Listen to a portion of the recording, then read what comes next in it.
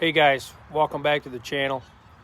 Just wanted to touch base real quick on something that I'm seeing on a lot of jobs, and honestly we're dealing with it right now. You know, in my first video I talked about the 3 questions foremen should be asking. What are you guys doing right now? What are you guys doing next? And what do you need? What do you need from me? Whatever. This video is really about the second question. What are you doing next? What are they doing next? You know, most jobs don't fall behind because guys are lazy, really. You know, they really fall behind because nobody really knows what the next move is, what the foreman wants them to do next, and they just don't have what they need to do it, you know. And if your crew finishes up a task and they have to stop and ask you as the foreman what's next, you're already losing time, you know.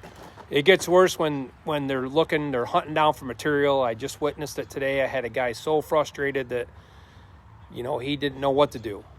You know, he was just pissed off that he didn't have what he needed because the material was moved in order to keep working.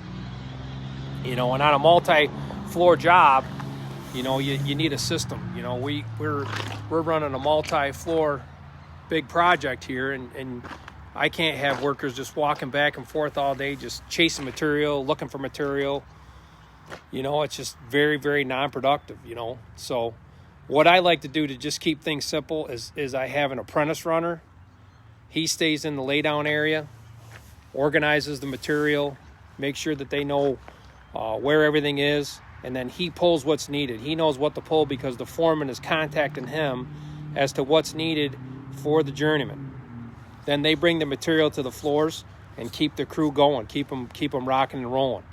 So I have 2 apprentices that do that. One's basically a part seeker or a runner, and then the other one is a distributor. He distributes it through the building. You know, we're running a 10-story project right now, so that way your workers can continue to install instead of walking laps around the job. You know, and specifically, we're at the phase now where all of our material's got to come out. We're out of room inside the building. You know, we're trying to move everything out. So our material's got to be located way out here, and the project's, you know, clear back there. So, you know, now everything is staged outside out here, a long ways away from that job. So it makes it even more important to have a system because, you know, now you got guys that could potentially be walking clear across several parking lots, you know, just to get the long distance to where the material's at.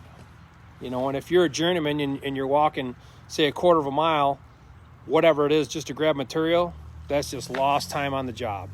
You know, because when you ask a foreman, what are you guys doing next? They better already have the material ready to go.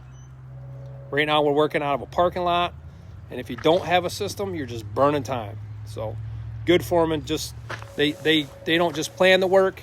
They make sure that the work can actually happen. And don't get me wrong, you're always going to have ones that in 2s and 3s and 4s on every crew. And I'm going to break that down for you in the next video.